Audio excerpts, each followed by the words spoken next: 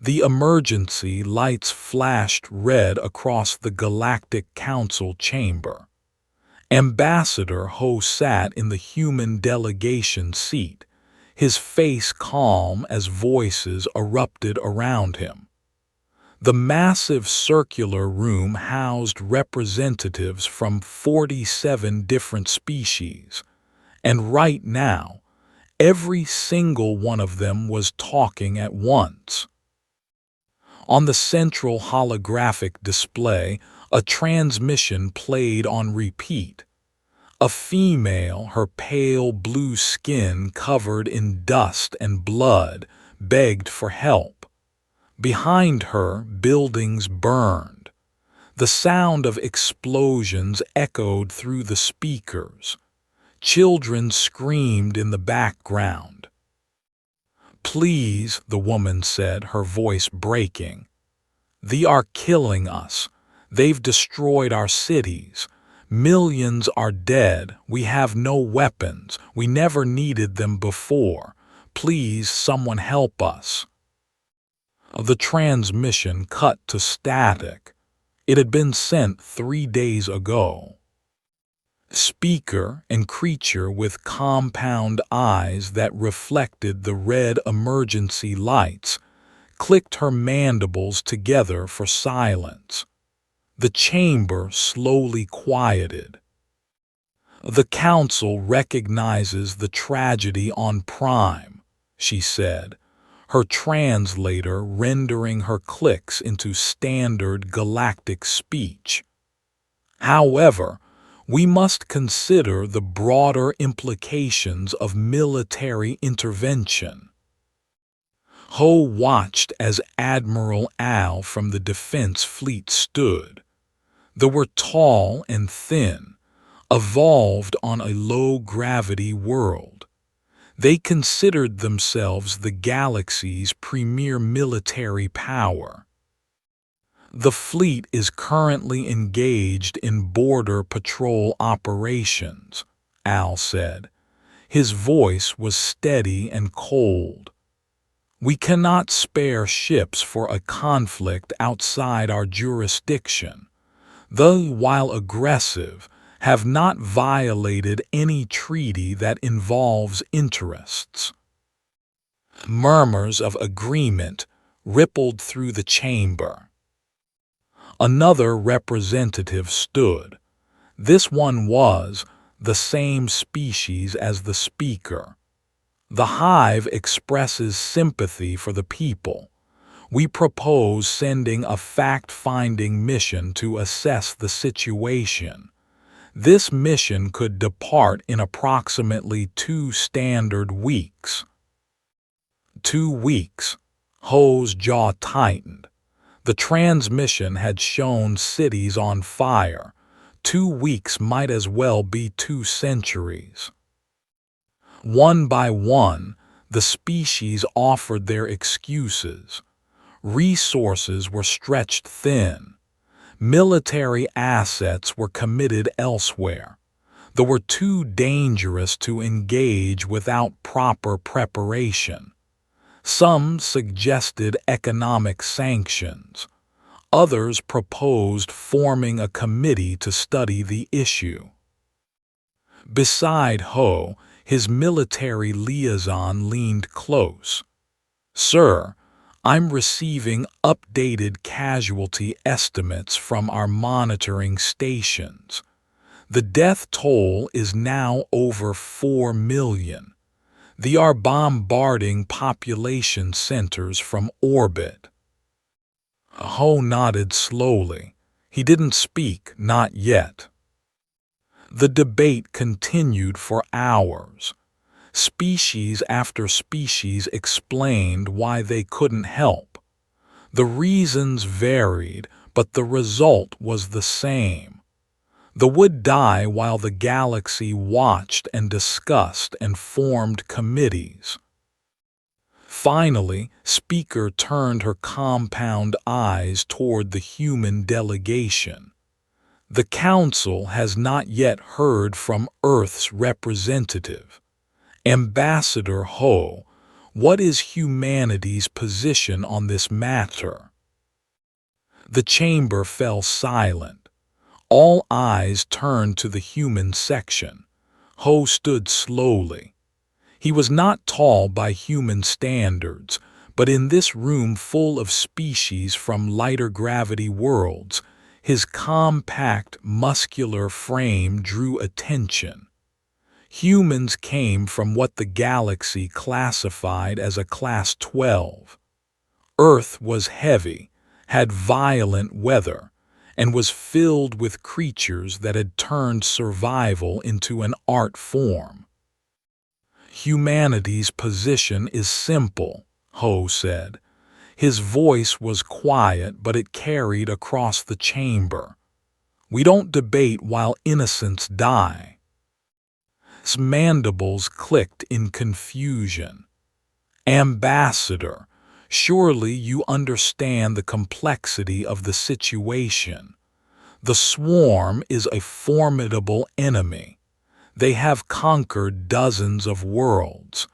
A military response requires careful planning and coalition building. How long does that take? Ho asked.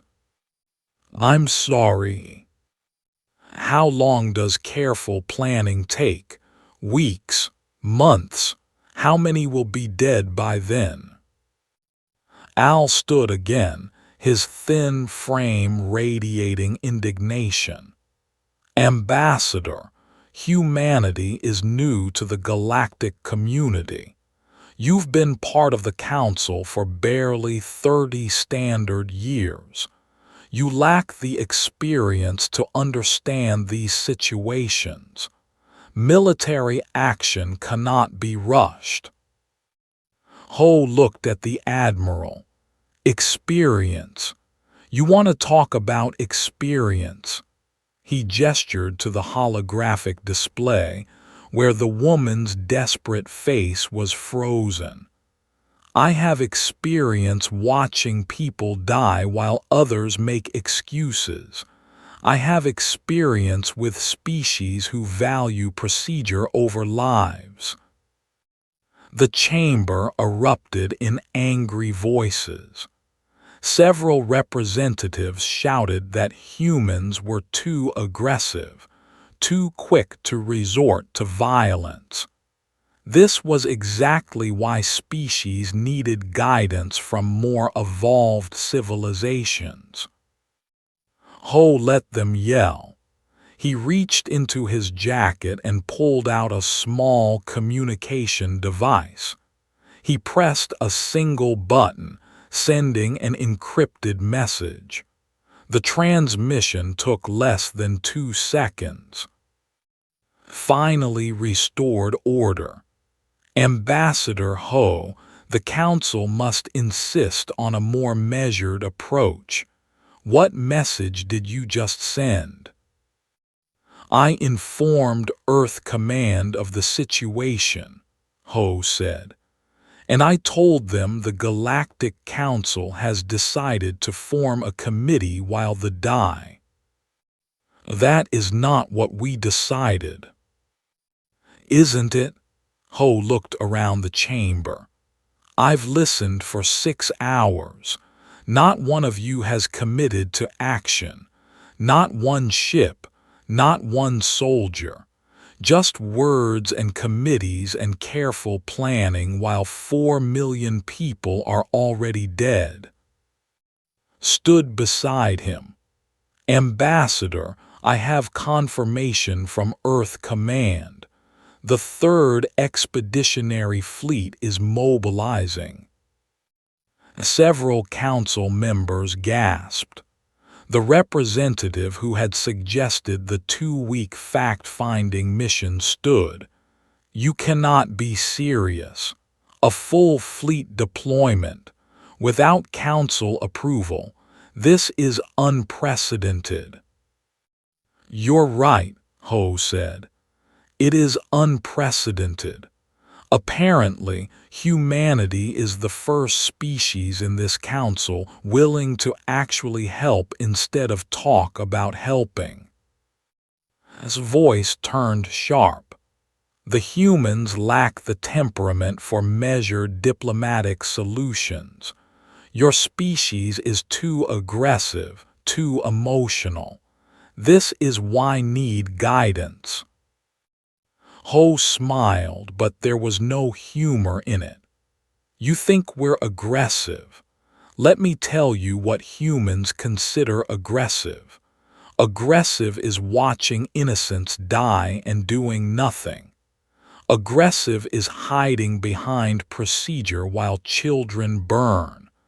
Aggressive is having the power to save lives and choosing not to because it's inconvenient. He picked up his data pad and shut it down. This council can debate and discuss and form all the committees it wants. Humanity is done talking. We're going to stop the... This is madness, Al said. They have over 400 warships in that system. You'll be slaughtered. Maybe, Ho said, but at least we'll be there. At least we'll try. That's more than any of you can say. He turned to leave, gathered their materials and followed. Behind them, the council chamber exploded into chaos. Representatives shouted questions, demands, threats. Ho ignored them all.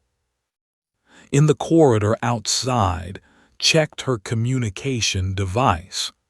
Sir, the Third Fleet reports ready for departure. Admiral Yang is requesting final authorization. Ho stopped walking. He thought about the woman in the transmission. He thought about the children screaming in the background. He thought about 4 million dead and counting. Tell the Admiral he has authorization, Ho said. Tell him to bring every ship that can fly and every weapon we have.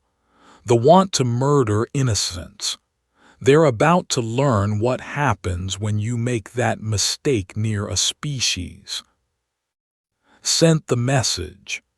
Somewhere in Earth orbit, 300 warships powered up their faster-than-light drives. Fleet Admiral Yang sat in his command chair aboard the flagship and gave the order his crew had been waiting for. All ships jump to space. We have innocents to save and monsters to kill. The Third Fleet disappeared in flashes of light, racing across the galaxy toward a battle that would change everything. Behind them, Earth's shipyards were already building more vessels. Because if there was one thing humanity understood, it was this. When someone calls for help, you answer. Not with committees, not with careful planning. You answer with everything you have. Don't send help, they send fleets. The system looked like hell when the human fleet arrived. Captain stood on the bridge of the EFS Indomitable and watched the tactical display update. 412 vessels surrounded the planet. Debris from destroyed defense satellites drifted in orbit. Even from this distance, she could see fires burning on the planet's surface. Ma'am, they are bombarding the northern continent, her tactical officer Sung Min reported. Targeting population centers. No military value. They're just killing civilians. His hands tightened on the railing. She had served in Earth's Navy for 23 years. She had fought pirates, stopped smugglers, and patrolled borders. But she had never seen anything like this. They weren't trying to conquer. They were trying to destroy it. On the planet below, huddled in what remained of her city's central library. The building had been beautiful once, filled with thousands of years of history and art. Now half of it was rubble. She held a young child close as another explosion shook the ground. "Is anyone coming?" the child asked. "Did anyone hear our message?" Didn't know what to say. The galaxy had stayed silent. Her people had begged for help and no one had answered. Maybe no one cared. Maybe her entire civilization would die here forgotten. In orbit, Admiral Yang studied the enemy formation from his flagship. The ships were arranged in a standard blockade pattern. They clearly didn't expect resistance. Why would they? They had no military. The Galactic Council had sent nothing. "Sir, they are hailing us," his communications officer reported. "And put it through." The main screen flickered. A commander appeared. His species looked like a nightmare combination of crustacean and reptile, with armored plates covering most of his body. His name was, and his species had conquered 47 worlds in the last century. "Unknown vessels," said, his voice a wet, rasping sound. "You are interfering in operations. Identify yourselves and withdraw or be destroyed." Yang looked at the commander. He thought about the millions already dead. He thought about the fires burning below. He thought about everything the Galactic Council had said about measured responses and careful planning. "This is Fleet Admiral Yang of Earth's 3rd Expeditionary Fleet," he said calmly. "We're here to stop you. You have one chance to surrender. Take it." His laugh was like gravel grinding together. "Earth, I have never heard of your species. You have 300 ships, we have 400. You are outnumbered and clearly insane. This is your final warning. Withdraw." Yang cut the transmission. He turned to his tactical officer. "All ships hammer formation, close to combat range. No warnings, no second chances. These monsters have killed enough innocents today." "Sir," Sung Min said carefully, "hammer formation means close-range fighting. Most galactic species can't handle the G-forces required for those maneuvers." "Good thing we're not most species," Yang said. "Execute the order." The human fleet transformed. 300 warships accelerated toward the blockade at speeds that would have killed the crews of any lighter gravity species. Human ships were built heavy and strong because Earth was heavy and strong. Their crews trained in rotating sections that simulated high gravity. What seemed impossible to the rest of the galaxy was just another day for humans. Watched the approaching fleet with growing confusion. The human ships were moving too fast. They would have to decelerate or they'd shoot right past effective weapons range. Any commander knew that. You maintained distance, traded fire from range, wore down the enemy shields. The humans didn't slow down. "All weapons fire at will," screamed. The fleet opened fire. Energy beams and kinetic projectiles filled space. The human ships flew straight through the barrage. Several took direct hits. Their shields flared and buckled, but the ships kept coming. Captain gripped her command chair as the Indomitable shook from a near miss. Return fire. All batteries. Concentrate on their forward line. Human weapons were different from galactic standard. Most species used energy weapons exclusively because they were clean and efficient. Humans used energy weapons too, but they also loved kinetic rounds. Big, dense projectiles launched at tremendous speed. The kind of weapons you needed when you had thick atmosphere and heavy gravity, and you needed to shoot through both. The first human salvo tore into the line. Armor that was designed to deflect energy beams crumpled under tungsten slugs, moving at a significant fraction of light speed. 3 ships simply broke apart. "What are they made of?" demanded. His tactical officer was frantically scanning the human vessels. The readings made no sense. The armor was incredibly thick. The hull composition suggested these ships were built to withstand atmospheric entry on high-gravity worlds. Who built warships that way? "They're from a Class 12, the tactical officer said, voice shaking. "Sir, these ships are built to survive conditions that would crush our vessels."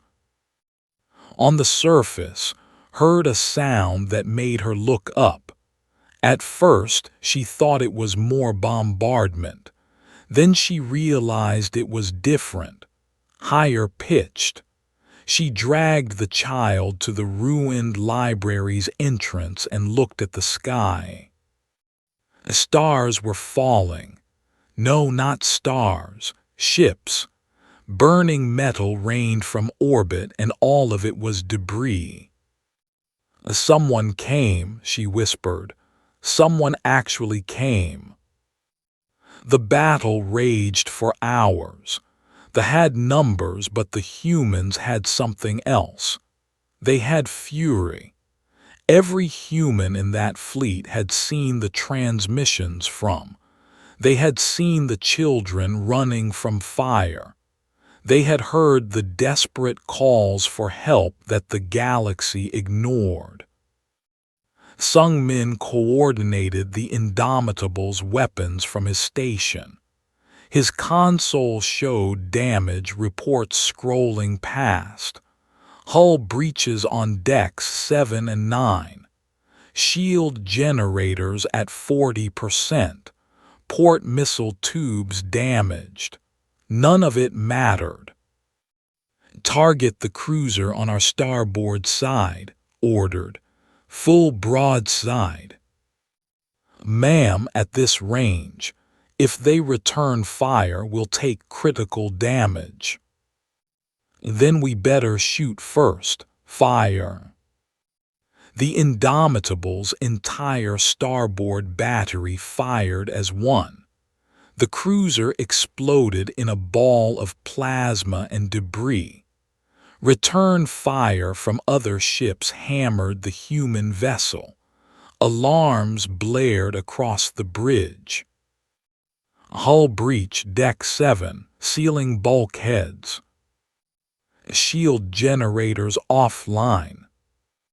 "Fires on deck 9." Never flinched. Damage control teams contain those fires. Engineering, reroute power from life support to weapons. "Ma'am, if we do that." "We can hold our breath," she said flatly. "They can't hold their breath while they burn. reroute the power. This was the difference. Humans had evolved on a world that tried to kill them every day. They had survived ice ages and supervolcanoes. They had built civilization on a planet with violent weather, dangerous predators, and gravity that would cripple most galactic species. They knew how to take damage and keep fighting. They were learning that lesson the hard way. A massive dreadnought broke through the human line. It was 3 times the size of any human ship, covered in heavy armor and bristling with weapons. The ship turned toward, its bombardment cannons charging. "That ship is targeting the planet's surface," Sung Min reported. "If it fires, it'll kill millions." Looked at the tactical display. The Indomitable was damaged, shields down, half its weapons offline. The smart move was to fall back and let another ship handle it. The safe move was to preserve her vessel for the larger battle. She thought about, and the child hiding in the ruins. She thought about everyone on that planet who had begged for help while the galaxy debated. Helm intercept course, maximum acceleration. "Ma'am, we'll never survive a direct engagement with that ship." "We don't need to survive," said quietly. "We just need to stop it. All hands brace for impact. We're going in." The Indomitable turned and accelerated straight at the dreadnought. Every remaining weapon fired. Missiles, kinetic rounds, energy beams, everything the damaged ship had left. The dreadnought returned fire. The human ship shook like it was coming apart. Deck plating buckled. Systems failed across the board. But the Indomitable kept coming, kept firing, kept accelerating. On the surface, watched the sky. She didn't know which ships were which, but she could see the battle. She could see something small and damaged flying straight at something huge. She understood what was happening. "Don't," she whispered. "Please, you've done enough. Don't die for us." But the small ship didn't stop. It couldn't stop. Because don't know how to quit when innocence needs saving. The Indomitable fired one last salvo. Every remaining missile in its magazines launched simultaneously. The dreadnought's point defenses destroyed most of them, but not all. 3 missiles found gaps in the armor. They punched through and detonated deep inside the massive ship. The dreadnought's reactor went critical. The explosion lit up the night sky on like a second sun. In orbit, Admiral Yang watched the Indomitable limp away from the explosion, barely holding together. Captain had saved millions, but her ship was crippled, and the battle was far from over. Then his tactical officer spoke, and Yang's blood went cold. "Sir, new contacts emerging from FTL. It's another fleet, twice the size of the first one." The escape pods launched from the crippled Indomitable like seeds from a dying flower. Captain was the last to leave her bridge. She looked around one final time at the ship that had been her home for 5 years, now filled with smoke and sparking cables. You did good, she told the empty bridge. Then she sealed the hatch and climbed into her pod. As she ejected, she saw the tactical display one last time. The reinforcement fleet was massive. 800 warships, fresh and undamaged. Against them, the human fleet was battered and tired. 50 ships destroyed, dozens more heavily damaged.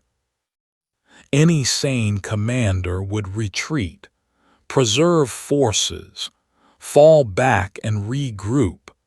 That was basic military doctrine across the entire galaxy. But knew Admiral Yang. She knew what he would do. On the flagship, Yang stared at the impossible odds. His chief tactical officer was listing damage reports. His executive officer was suggesting a strategic withdrawal. Everyone on the bridge knew they couldn't win this fight. "Sir," the executive officer said carefully, "we've done what we can. We broke the first blockade. They have a chance now. We can fall back, request reinforcements." "And how many die while we fall back?" Yang asked quietly. "How many more while we wait for reinforcements?" "Sir, if we stay, we all die. That helps no one." Yang looked at the planet on his display. Somewhere down there, people were still running from bombardment, still hiding in ruins, still dying. They had called for help and Earth had answered. He would not abandon them now. "All ships," he transmitted across the fleet. "This is Admiral Yang. I won't lie to you. The odds are bad. If you want to fall back, I understand. No one will think less of you, but I'm staying. Because Earth doesn't abandon innocents and I don't abandon people who need help." There was silence on the channel. Then one by one, his captains responded. "The Resolute stands with you, sir. The Defiant isn't going anywhere. The Vigilant stays. Every single ship. Not one retreated. Because they were human, and humans were stubborn, and sometimes being stubborn in the face of impossible odds was the only thing that mattered." "All ships," Yang said, and now there was steel in his voice. "Prepare for." His tactical display exploded with new contacts. More ships emerging from FTL. Hundreds of them. For a moment, Yang thought they had brought even more reinforcements. Then his tactical officer started laughing, actually laughing at her station. "Sir, those aren't, they're ours. It's the Second Fleet." 600 warships materialized in space. At their head was the EFS Relentless, commanded by Captain Wu. The message came through immediately. "Admiral Yang, this is Captain Wu. We heard you might need a hand. Earth doesn't send help, we send everything." Behind the warships came colony ships, hospital vessels, construction platforms, supply carriers. Earth hadn't sent a relief force. They had sent a full mobilization. Down On was leading survivors through the ruins of her city when she heard the roar of engines. She looked up, expecting more attack ships. Instead, she saw landing craft with unfamiliar markings. They were blocky and heavy, designed for atmospheric entry on high-gravity worlds. The first craft landed in what had been the city's central plaza. The rear ramp dropped, and soldiers emerged. They moved in the thin atmosphere like it was nothing. They wore armor that looked impossibly thick and heavy. One of them approached. He removed his helmet, revealing a face with dark eyes and concerned expression. His name patch read SGT, Jon Wu. "Ma'am, are you injured? Do you need medical assistance?" Stared at him. She had never seen a human before. They looked fragile in some ways, soft skin, vulnerable eyes. But the way this one moved, the easy confidence despite the heavy armor, told a different story. "You came," she managed to say. "You actually came." "Of course we came," Wu said. "You called for help. Now let's get you somewhere safe." More landing craft touched down across the city. Human soldiers spread out, securing areas, searching for survivors. Behind them came medical teams. Lieutenant Sora led one of the first medical units into what remained of its largest hospital. The sight that greeted her made her stop. Injured covered every surface. They were so fragile. Their bones broke easily in slow gravity. Their skin bruised from impacts that wouldn't hurt a human child. And they had been fighting a species built for war. "Set up triage," Sora ordered her team. "Anyone critical gets priority. I want full-body scans on all patients. We don't know physiology well enough to guess." One of her medics carefully lifted a child to examine them. The child weighed almost nothing. Sora realized with horror how easy it would be for her team to accidentally hurt these people just by being too rough. They had to be gentle, more careful than they had ever been. "Remember," she told her team, "these people are not built like us. Treat every patient like they're made of glass." Across the city, Wu's squad moved through the ruins. They found a group of soldiers executing civilians. The humans didn't announce themselves. They didn't give warnings. They just opened fire. The wore what they called heavy assault armor. It was designed to make them formidable ground fighters. But that armor was built for standard galactic conditions. It had never faced weapons designed to punch through the reinforced concrete of Earth's bunkers. Human kinetic rifles turned armor into scrap. The brief firefight was brutally one-sided. "Area secure," Wu reported. He approached the surviving.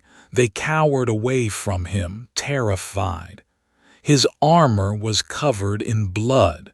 He probably looked like another monster. He removed his helmet slowly. "It's okay. You're safe now. We're here to help." A young, barely old enough to speak, pointed at the dead. "Are you soldiers?" "Yes." "Are you going to hurt us?" Wu knelt down, bringing himself to the child's eye level. "No, we're here to protect you. That's what soldiers are supposed to do." In orbit, the battle raged on. The combined human fleet smashed into the reinforcements. Captain Wu commanded the Relentless from the thick of the fighting. His ship was new, built specifically for this kind of combat. Heavier armor, bigger guns, more redundant systems. "Target their command ship," he ordered. "All forward batteries fire." The fleet was learning what every human child knew: fight differently. They take damage that should be fatal and keep fighting. They endure conditions that should kill them and call it training. They look at impossible odds and charge anyway. A heavy cruiser raked the Relentless with fire. The human ship's shields collapsed, and energy beams scored the hull. Alarms blared. Hull breaches on decks 4 through 7. Fire suppression systems offline. Casualties reported on deck 5. Wu checked the damage reports. Bad but not critical. Seal the damaged sections. All crew switch to emergency oxygen. Engineering divert all available power to weapons. His executive officer stared at him. "Sir, that includes life support." "We'll be fine. Humans can hold their breath for 3 minutes. We only need one to kill that cruiser." It was insane by galactic standards. But humans weren't built to galactic standards. They fired the full broadside with every available joule of power. The cruiser exploded. On the planet, construction crews began working even as the battle continued overhead.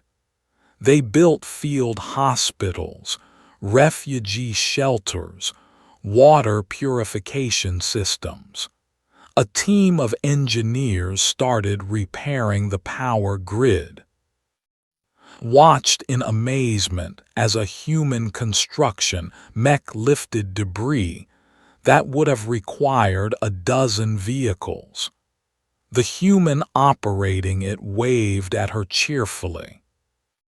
"We'll have your hospital rebuilt in 3 days, the operator called down. "Might not be pretty, but it'll work." 3 days.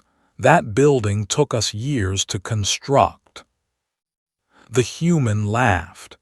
"Yeah, but we build everything to survive earthquakes and hurricanes.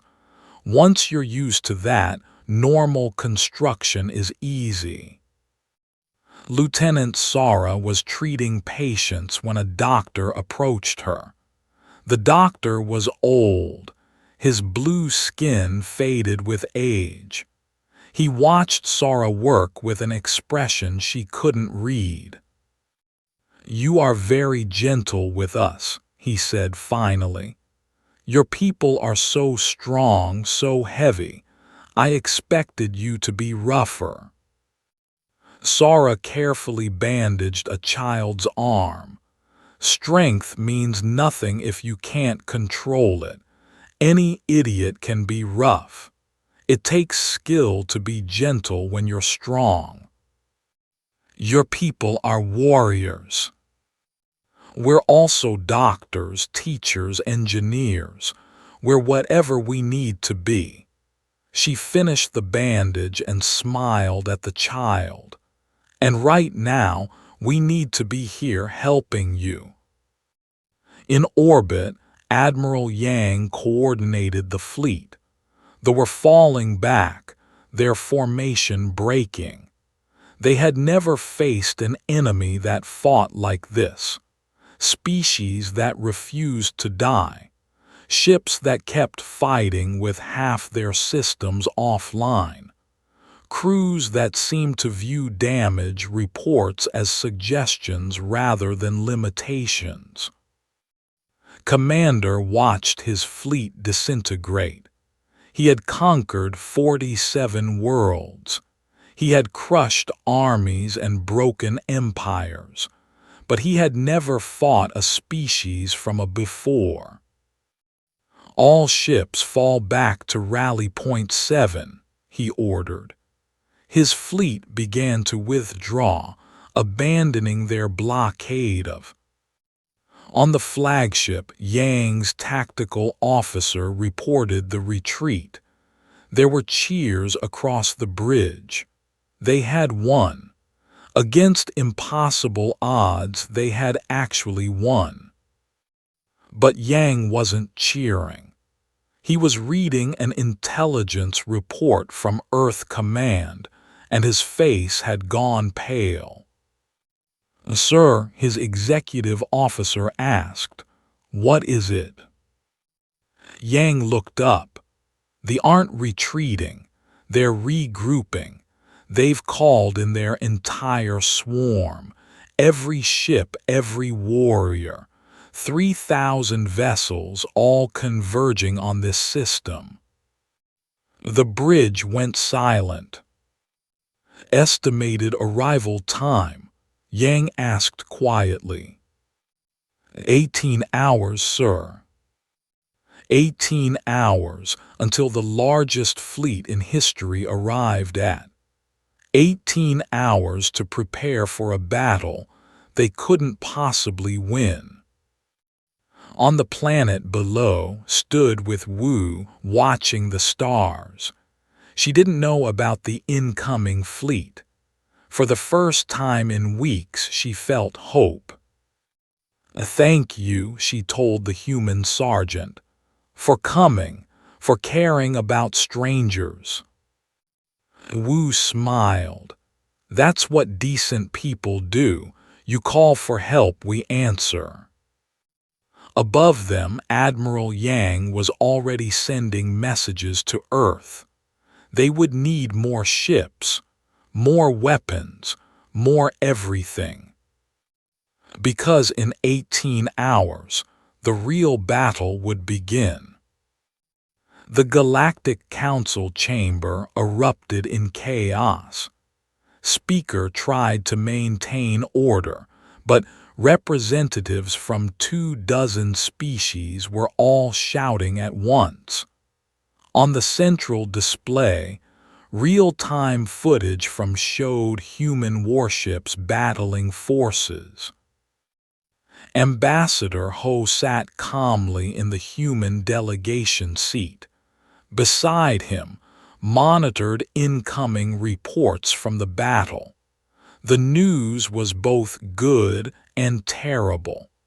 Good because the humans had broken the blockade. Terrible because of what was coming next. "This is unacceptable." The Admiral Al stood and pointed at Ho.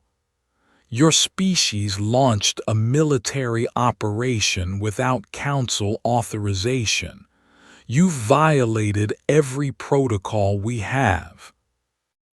Ho didn't stand. He simply looked at Al. "We saved 4 million lives while you debated.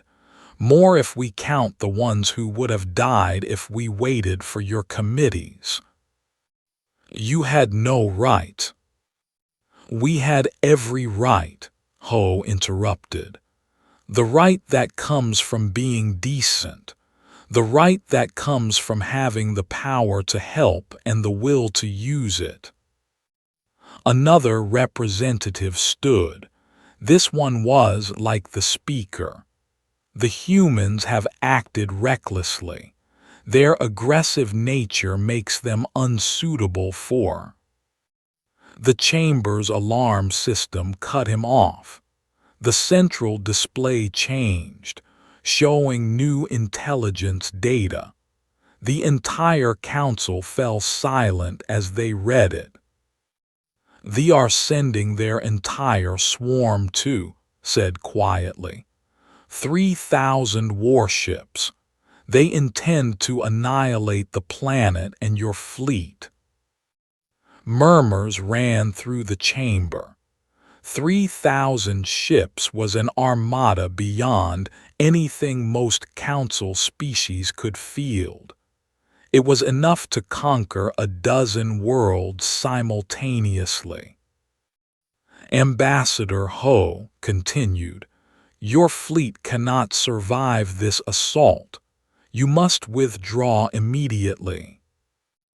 Ho finally stood. He walked to the central display and brought up live footage from surface. It showed human medics treating wounded, construction crews rebuilding hospitals, soldiers teaching civilians how to defend themselves. "Look at this," he said. "Look at what we've done in just hours. We've saved millions. We've given these people hope. And you want me to order our fleet to abandon them?" "It's the logical choice," Al said. "Your forces cannot win. Retreat, regroup, request additional support through proper channels." "How long does that take?" Ho asked. "Weeks, months. We'll be here in 17 hours. Then they are lost. There's nothing more you can do." Ho looked around the chamber. 47 species, and not one of them was offering to help. They all had excuses. Not their jurisdiction, not enough resources, too dangerous. The same excuses they had given when this started. He pulled out his communication device. "Connect me to Earth Command, Priority Alpha Channel." The connection took seconds. On Ho's display, the Secretary General of Earth appeared. The woman looked tired. She had been coordinating Earth's response to the crisis for days without sleep. "Ambassador," she said, "I've seen the intelligence about the swarm." "Then you know what I'm about to ask." The Secretary General nodded. "You want everything we have?" "Yes, ma'am, every ship that can fly, every weapon we can spare. I know it's a lot." "It's already done," she interrupted. "The third and fourth fleets are preparing to jump. That's another 1,000 ships. We're also mobilizing civilian vessels, cargo haulers, mining ships, anything that can mount a weapon or carry supplies." Ho felt relief wash over him. "Thank you." "Don't thank me. Thank the 5 billion humans who volunteered to help when they heard about. We had to turn people away." She paused. "Ambassador, the Council is watching this conversation, aren't they?" "Yes, ma'am." "Good." The Secretary General looked past Ho, addressing the entire chamber. "Let me be clear to everyone listening. Earth is committed to defending. We're not asking for permission. We're not waiting for approval. We're going to stop and we're going to save every life we can." A speaker found her voice. "Secretary General, this is madness. You're risking your entire military for a species you barely know." "We know enough," the Secretary General replied. "We know they're innocent. We know they're dying. We know they asked for help. That's all we need to know." The transmission ended. Ho turned back to face the Council. The chamber was silent. Then Counselor of the Collective stood. She was a small, bird-like creature, known for being moderate and cautious. My people will send medical ships to assist thee. As mandibles clicked in surprise. Counselor, you cannot be serious. I am entirely serious, said, her feathers ruffled with determination. The humans are right. We have spent too long hiding behind procedures while innocents die. The will help. It wasn't much. 5 medical ships couldn't change the outcome of the battle, but it was something. It was the first time another species had chosen to act instead of debate. Admiral Yang received the news from Earth with mixed emotions. Reinforcements were coming, but they wouldn't arrive before the swarm. His current fleet had to hold the system for 15 more hours. All ships, this is Admiral Yang. I won't sugarcoat this. We're facing impossible odds, but we've done impossible things before. Earth sends its strength. All we have to do is survive long enough for it to arrive. On the surface, Sergeant Wu gathered the survivors in his sector. There were about 300 of them, mostly civilians. They looked at him with hope and fear in equal measure. They are coming back, he told them honestly. A lot of them. My people will fight in orbit, but some might get through. We need to prepare you to defend yourselves. A male stepped forward. He was young, maybe equivalent to a human teenager. We're not warriors. We don't know how to fight. I know, Wu said gently, but you're survivors. You've lived through hell these past weeks. That takes strength. He held up a simple kinetic rifle. I can teach you the basics, enough to protect your families if you have to. The young took the rifle. It was heavy in his hands, designed for human strength. But Wu showed him how to brace it, how to aim, how to fire. You're not soldiers, Wu told the group, but you can be defenders. Sometimes that's enough. Lieutenant Sora continued treating patients in the rebuilt hospital. A doctor worked beside her now, learning human medical techniques. The doctor was amazed by the equipment humans used. This scanner can see through skin and bone, the doctor said. We have nothing like this.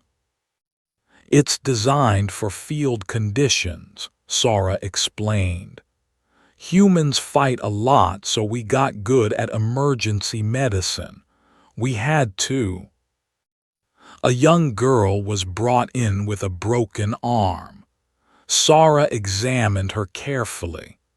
Bones were lighter than human bones, easier to break but also easier to set. She worked with gentle precision, and the girl barely felt any pain. You're very kind, the girl said. Are all humans like you? Sora smiled. We try to be. It doesn't always work out, but we try. In orbit, Captain had transferred to a new ship. The Indomitable was too damaged to fight, but the fleet had brought spare vessels. She now commanded the EFS Determination, a frigate fresh from Earth's shipyards. Ma'am, we're receiving telemetry from our sensor network, her new tactical officer reported. The swarm is 12 hours out. 12 hours. Looked at the tactical display showing. The planet was beautiful, blue and green with white clouds. Millions of people down there. People who had done nothing wrong except ask for help. "Prepare all weapons," she ordered, "and get me a damage control plan. When the fighting starts, I want repairs happening in real time." On Earth, the mobilization was total. Shipyards worked around the clock. Civilian vessels were being fitted with weapons. Volunteers lined up to join the fleet. The entire planet was focused on one goal: save. A news reporter stood outside Earth Fleet Command headquarters. In an unprecedented move, Earth is committing its entire military to defending an alien world most humans had never heard of until last week. I spoke with volunteers boarding transport ships. The feed cut to a young woman carrying a medical kit.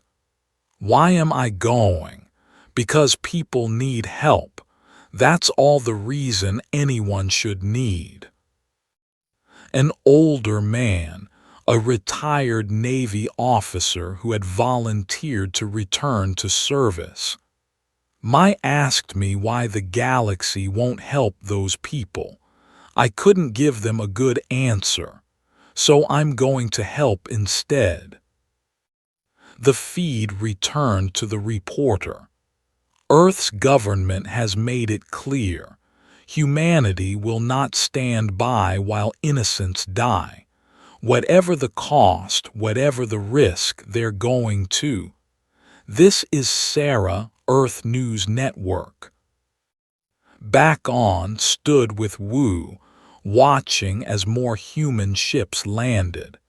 These weren't military vessels. They were civilian craft, converted to carry supplies and volunteers. "Your people are really doing this," she said. "All of this for us." "Yes." "Why? What do you gain?" Wu looked at her. "We gain the knowledge that we did the right thing. We gain the chance to be the people we want to be.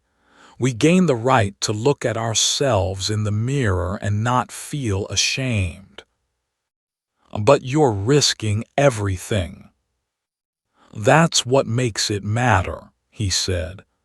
"If there was no risk, it wouldn't mean anything. The fact that it might cost us everything is exactly why we have to do it." In the Galactic Council chamber, more species were stepping forward. Not many, but some. The medical ships were joined by an engineering team, a defense platform. Small contributions, but each one represented a species choosing action over comfort. Ho watched it happen. It wasn't the flood of support he had hoped for, but it was a start. Sometimes you had to show people what was possible before they would believe it. Admiral Yang received updates from Earth Command. The 3rd and 4th fleets were en route. 2,000 ships, racing across the galaxy at maximum speed. They would arrive 8 hours after the swarm. 8 hours. His fleet had to hold the system for 8 hours against an enemy that outnumbered them 10 to 1. "All ships," he transmitted. "Earth sends its strength. All we have to do is hold until it arrives. I know you're tired. I know you're scared, but look at that planet. Look at the people we've saved. They're counting on us. Earth is counting on us. Let's show the what can do." On the planet, the young who had taken Wu's rifle practiced aiming. His hands shook, but he didn't give up. Around him, others were learning too. They would probably never be real soldiers, but they were learning to stand instead of run, learning to fight instead of hide.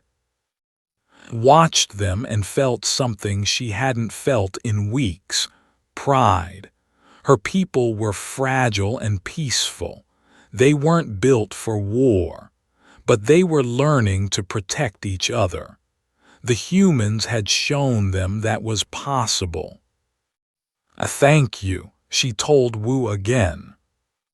"Thank us by surviving," he replied. "That's all we want." Above them, the stars waited. In a few hours, those stars would fill with fire and fury.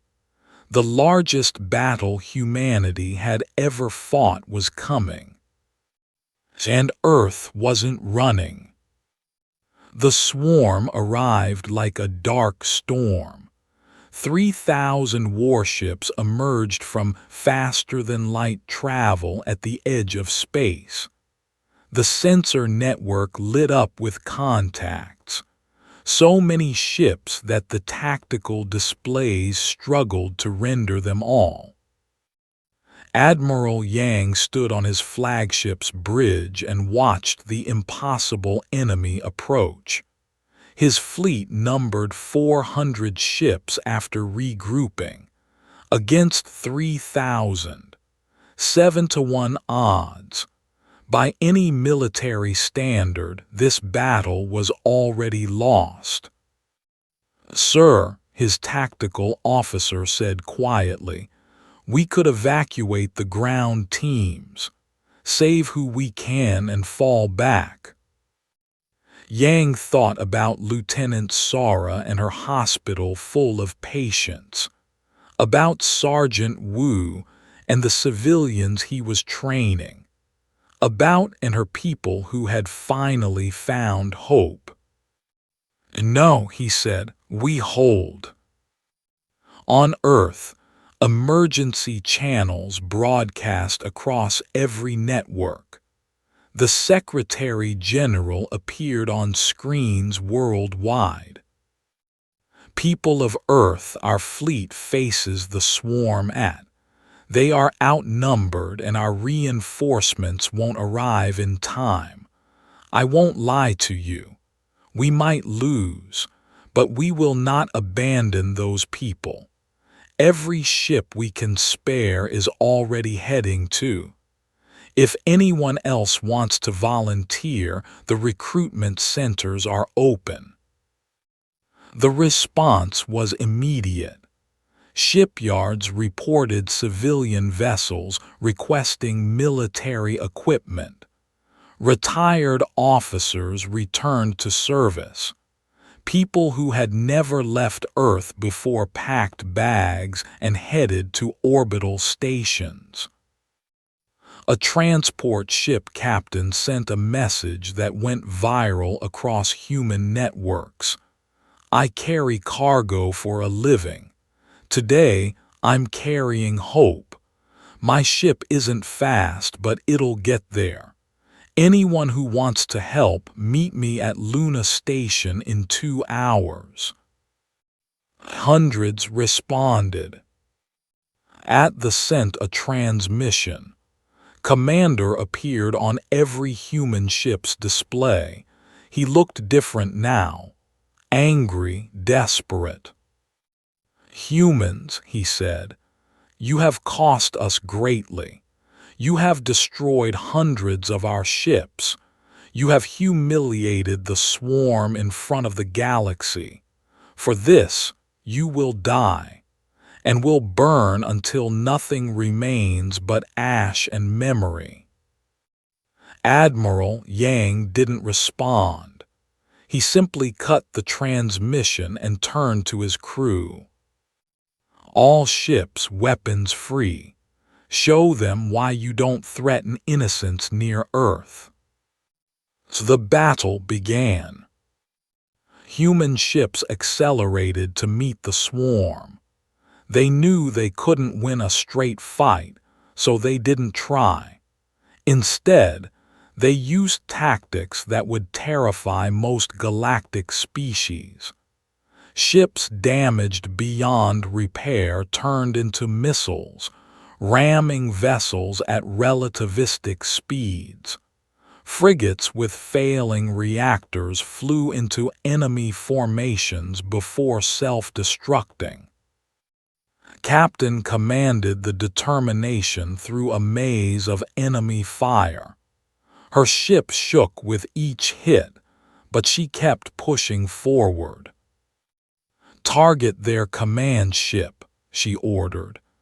"If we cut off their coordination, maybe the rest will scatter."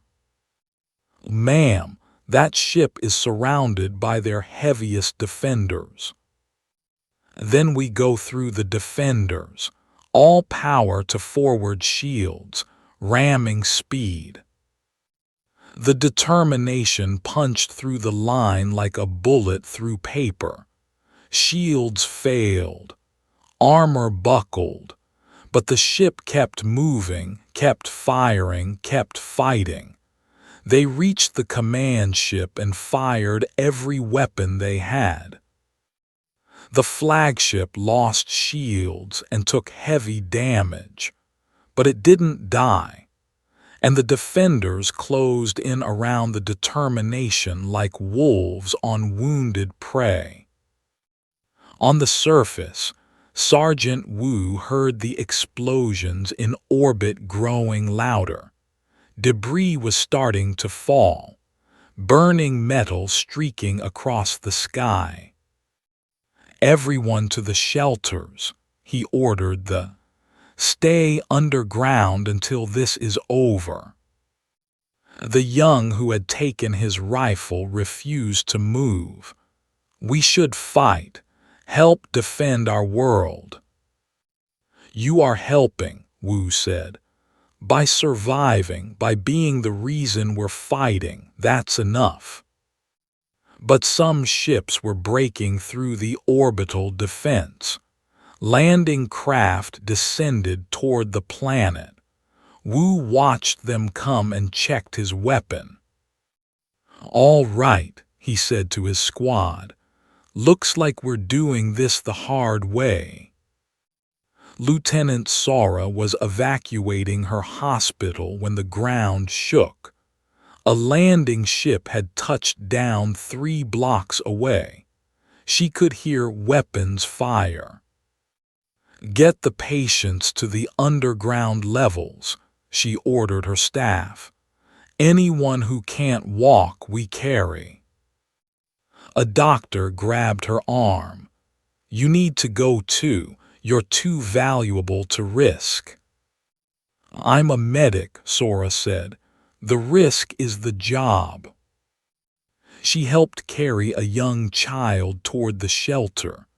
The girl was crying, terrified by the sounds of battle. Sora held her close. "It's okay. We're going somewhere safe. You're going to be fine."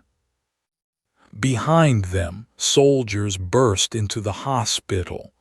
Sora heard them coming and made a decision.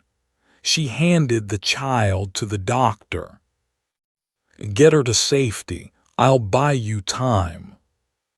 "But go." Sora turned back toward she wasn't armed. She was a medic, not a soldier. But she had taken an oath to protect patients, and she wasn't about to break it now. They saw her and raised their weapons. Sora stood her ground. Then Wu and his squad appeared from a side corridor. The humans opened fire, and they never knew what hit them. The brief fight was savage and quick. "You okay, Doc?" Wu asked Sora. "I'm fine, but we need to get everyone to the deep shelters." "Already on it, come on." In orbit, the battle was going badly. The human fleet was being ground down. Ships died every minute, brave crews fighting to the last. Admiral Yang's flagship took a direct hit that knocked out half its systems. "Sir, we've lost main power. Weapons offline, shields gone." Yang looked at the tactical display, still running on emergency power. The swarm was everywhere. His fleet was scattered and dying, and reinforcements were still 4 hours away. 4 hours. They would never last 4 hours. "All ships," he transmitted. "This is Admiral Yang. I know it looks bad. I know we're losing. But every minute we fight is another minute those people on get to live. Every ship we destroy is one less that can hurt them. So we keep fighting. We keep buying time. We keep." His tactical officer interrupted.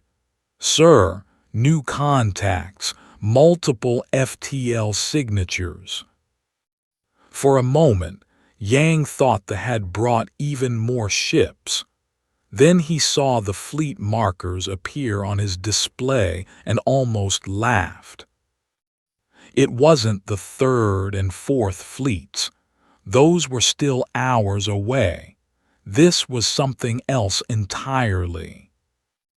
Civilian ships, hundreds of them, cargo haulers with improvised weapons, mining vessels with industrial lasers, even a few luxury yachts mounting whatever guns their owners could bolt on.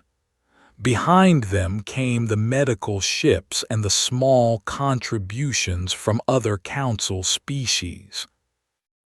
And leading them all was a massive vessel that dwarfed every other ship in the system. The EFS Testament, Earth's dreadnought, fresh from the shipyards of Jupiter. Commander Jin Sol's voice came across all channels. "This is the testament to all ships. We heard you could use some help. Earth doesn't abandon its own. Let's finish this." The testament had been built in Jupiter's crushing gravity. Its armor was designed to survive pressure that would collapse any normal ship. Its weapons were meant to crack moon-sized asteroids. Against warships, they were devastating. The massive dreadnought tore through the enemy formation like a blade through silk. Every shot from its main guns destroyed multiple targets. The swarm tried to concentrate fire on it, but the Testament's armor shrugged off hits that would vaporize other vessels. The civilian ships fought with desperate courage. A cargo hauler captain named Dong rammed his ship into a cruiser when his weapons failed. A mining vessel used its industrial equipment to tear apart enemy hulls at close range. They weren't trained warriors, but they were humans who had decided that standing by and doing nothing was worse than death. On the planet, watched the sky turn bright with explosions. She couldn't tell who was winning, but she could see that someone was still fighting for her world, still refusing to give up. The young with the rifle stood beside her. "They're really going to save us, aren't they?" "Yes," said, "I think they are." Commander watched his swarm break apart. The Testament alone had destroyed over 100 of his ships. The civilian vessels, laughable as they seemed, were fighting like demons. and his forces were starting to panic. "All ships," he transmitted, "concentrate fire on that dreadnought. Destroy it at all costs." Every ship that could still fight turned toward the Testament. The massive human vessel disappeared under a wave of fire. Its shields collapsed. Its armor began to fail, but it kept fighting. Jin Sol stood on his bridge as damage reports poured in. Hull breaches on decks 5 through 20. Reactor at critical temperature. Port weapons offline. "Keep firing," Jin Sol ordered. "We don't stop until they do." Then the third and fourth fleets arrived. 2,000 fresh human warships, led by ships with names like Fury, Vengeance, Justice, and Hope. They smashed into the from behind, catching them in a perfect hammer and anvil. The broke. 3,000 ships had come to destroy. Less than 500 escaped. The rest were debris, scattered across the system like dark snow. Sat in his damaged command ship and stared at the disaster. His swarm, the pride of the military, destroyed by a species the galaxy had barely heard of, by who fought with a fury he couldn't comprehend. He sent a transmission to the human fleet. "We surrender. Please no more. We surrender to your terms." Commander Jin Sol received the message. His ship was crippled, barely holding together. Around him, the human fleet was battered and bleeding. They had won, but the cost had been terrible. "You surrender to us," Jin Sol said. "No, you surrender to they'll decide what happens to you." On the surface, received the message. They were surrendering to her people. The species that had nearly destroyed them was now begging for mercy. She thought about the millions dead, the cities in ruins, the children who would never grow up. She thought about what they deserved. Then she looked at Sergeant Wu. "What should I do?" "That's your choice," he said gently. "But remember, the humans could have destroyed every ship. We chose mercy where we could. Maybe that's worth thinking about." Considered. Then she sent her response. "They will surrender all weapons. They will leave space and never return. They will pay to rebuild what they destroyed. And they will face justice for their crimes. But we will not become what they are. We will not be murderers." 3 weeks later, Ambassador Ho stood before the Galactic Council. The chamber was different now. Representatives who had made excuses before sat quietly. New species had joined, species that had seen what humanity did and wanted to be part of it. The speaker asked the question everyone wanted answered. "Ambassador, Earth spent tremendous resources to save. You lost nearly 1,000 ships. 50,000 crew members died. What does Earth want in return?" Ho smiled. "Nothing. We did what anyone should do. We answered the call." "But surely—" "No," Ho interrupted gently. "We don't help people because we expect payment. We help because it's right, that's all." Counselor stood.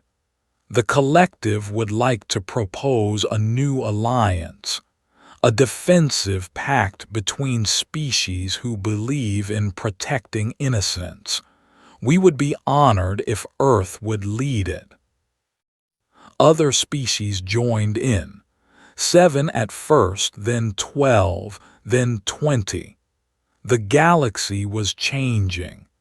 Humans had shown what was possible when you chose action over comfort.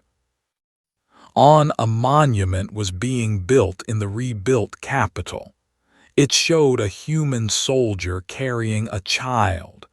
The inscription was simple. They came from a world that tried to kill them every day. They became the heroes we needed when no one else would. This is humanity. Captain, recovered from her injuries, stood at the dedication ceremony. The leader had tears in her eyes. "A thank you," said, "for everything. Thank you for giving us the chance to be who we want to be," replied. Nearby, children played with human children from the families that had settled on to help rebuild. They laughed together, the sound carrying across the plaza. Lieutenant Sara watched from her hospital, now rebuilt and better than before. Sergeant Wu stood beside her. "I think we made a difference," he asked. "Look around," Sara said. "We saved a civilization, changed the galaxy. Yeah, I think we made a difference." In Earth orbit, new ships were being built. Not just warships now, but hospital ships and colony vessels and exploration craft. The galaxy had seen what could do when they chose to protect instead of conquer. And across 1,000 worlds, species that had once hidden behind excuses were now asking themselves a question. If these humans from their brutal, heavy world could choose compassion over strength, what could we do? The answer humanity had shown them was anything. You just had to care enough to try. Because don't send help. They send fleets. They send everything. They send hope. And sometimes that changes everything.